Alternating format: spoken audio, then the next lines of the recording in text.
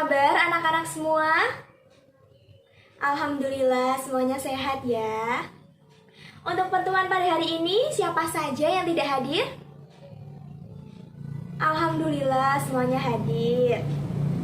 Nah, untuk mengawali pertemuan pada hari ini, alangkah baiknya kita awali dengan berdoa. Untuk ketua kelas bisa dipimpin untuk berdoa ya.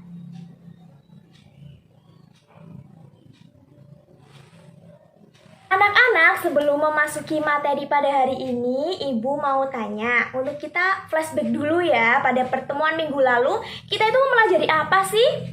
Ada yang masih ingat? Siapa yang masih ingat?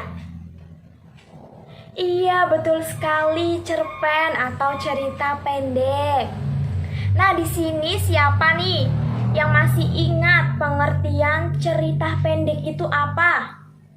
Siapa yang masih ingat? Atau yang ingat tapi lupa? Iya, betul sekali. Cerpen atau cerita pendek adalah karya sastra yang memusatkan diri pada satu tokoh dalam sebuah situasi. Nah, tokoh-tokoh yang ada dalam cerpen itu ada berapa sih? Ada 3. Siapa saja nih yang masih ingat? Tokoh apa aja?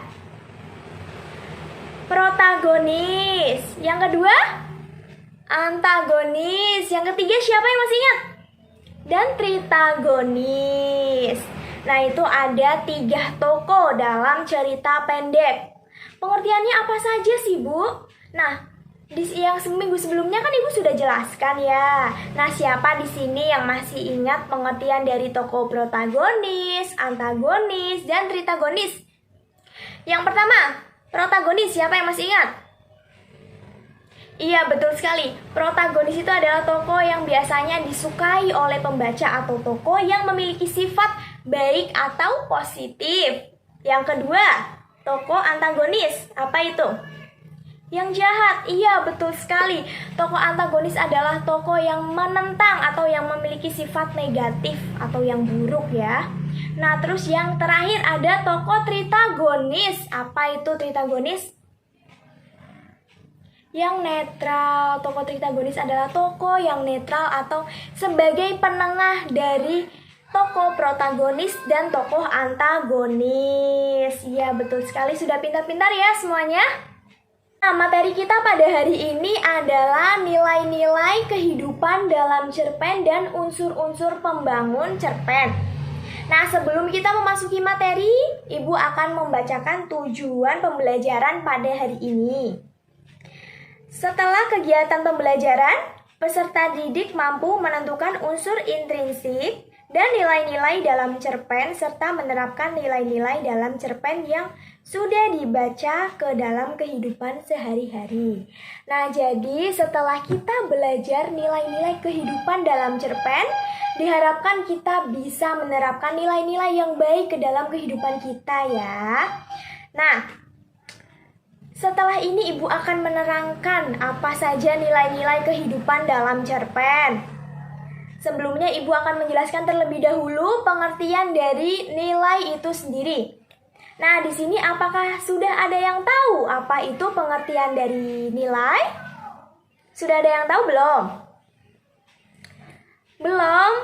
Oke, jadi Ibu akan kasih tahu ya, apa sih itu nilai? Nilai adalah suatu yang berharga, bermutu, menunjukkan kualitas, dan berguna bagi manusia. Dalam sebuah karya sastra, berwujud makna, ditulis melalui unsur intrinsik. Terdapat 6 nilai dalam cerita pendek. Apa aja itu? Ada yang udah tahu belum? Apa itu 6 nilai yang ada dalam cerpen? Yang pertama ada apa aja? Nilai budaya. Yang kedua ada nilai moral. Yang ketiga ada nilai agama. Yang keempat nilai pendidikan. Yang kelima ada nilai estetika. Dan yang terakhir apa nih? Yang terakhir nilai sosial. Oke, Ibu akan menjelaskan satu persatu dari nilai-nilai kehidupan di dalam cerpen. Dari yang pertama tadi apa? Nilai budaya. Nilai budaya itu apa sih, Bu? Nilai budaya adalah nilai yang diambil dari budaya yang berkembang secara turun-temurun di dalam lingkungan masyarakat. Nah, yang kedua itu ada nilai moral. Biasanya kalau nilai moral tuh itu ya sudah familiar di telinga kita. Apa itu nilai moral? Udah ada yang tahu belum? Iya, betul sekali. Nilai moral adalah nilai yang berkaitan dengan nasihat-nasihat yang berkaitan dengan nasihat-nasihat atau perilaku tata susila yang diperoleh dari cerita yang dibaca. Yang ketiga ada nilai agama. Nah, apalagi nilai agama? Kalian pasti sudah tahu, nilai agama adalah nilai yang berhubungan dengan masalah keagamaan. Iya, pintar-pintar ya. Nah, selanjutnya ada nilai apa tadi? Pendidikan, betul sekali, nilai pendidikan.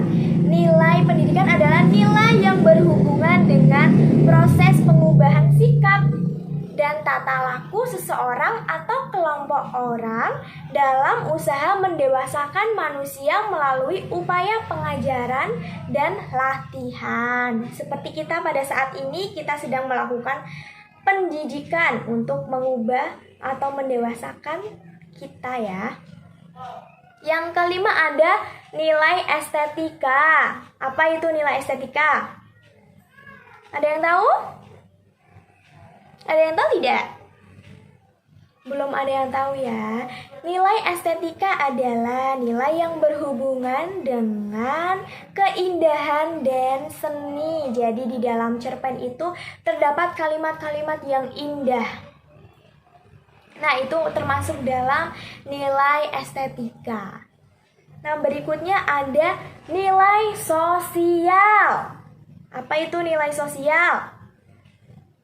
Nilai yang berhubungan dengan kehidupan di dalam masyarakat biasanya berupa nilai-nilai yang berkaitan dengan kemasyarakatan.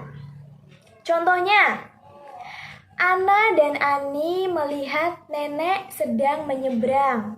Lalu Ana dan Ani membantu nenek tersebut untuk menyeberang. Nah, kalimat tersebut termasuk dalam nilai sosial karena yang dilakukan Ana dan Ani adalah termasuk kegiatan yang baik di lingkungan sosial. Dia ingin menolong nenek-nenek yang sedang ingin menyeberang, kesusahan sedang menyeberang. Lalu Ana dan Ani berusaha untuk menolong nenek tersebut. Begitu. Nah, sampai sini apakah ada pertanyaan? Ada yang mau ditanyakan? Atau ada yang masih bingung? Ada yang masih kurang jelas? Bisa ditanyakan.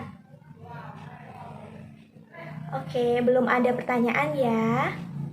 Ya udah, kita lanjut ke dalam unsur-unsur pembangun cerpen. Kalau unsur-unsur pembangun cerpen mungkin ada yang sudah tahu atau mungkin udah pernah dengar nih. Apa itu? Unsur-unsur pembangun cerpen. Udah ada yang tahu? Tema, iya betul sekali, ada tema. Yang kedua ada apa? Amanat. Yang ketiga ada apa? Penokohan. Terus yang keempat? Alur, betul sekali. Yang kelima ada latar. Yang keenam, yang terakhir nih, ada 6 aja. Gaya bahasa, betul sekali. Tapi kalian udah tahu belum sih satu persatu apa itu tema, apa itu amanat? Belum tahu ya? Ya udah Ibu jelaskan. Yang pertama ada tema. Apa itu tema? Tema adalah gagasan atau ide pikiran tentang suatu hal dalam sebuah cerita. Nah, biasanya tema dalam sebuah cerpen itu dari lingkungan sekitar, seperti kisah pribadi seseorang yang mungkin ada kisah yang menarik bisa dijadikan sebuah cerpen, atau mungkin sejarah, sesuatu sejarah yang menarik nih yang bisa dijadikan sebuah cerpen. Jadi gitu ya, temanya itu macam-macam banget. Nah, yang kedua ada apa? Amanat. Amanat adalah ajaran atau pesan yang ingin disampaikan oleh penulis. Jadi, penulis cerpen tersebut memiliki pesan yang ingin disampaikan kepada pembaca. Biasanya amanatnya yang baik-baik, yang bisa kita contoh dalam kehidupan sehari-hari. Yang ketiga ada penokohan. Tadi di awal Ibu sudah singgung sedikit ya tentang penokohan. Apa itu penokohan tadi? Penokohan merupakan cara pengarang menggambarkan dan mengembangkan karakter tokoh.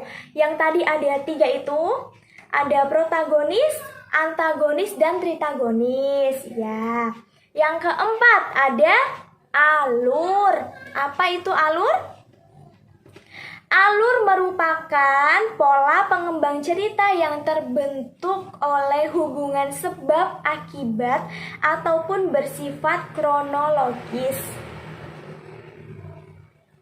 Ada alur maju, ada alur mundur, dan alur gabungan itu juga ada. Yang kelima ada latar. Latar itu apa sih?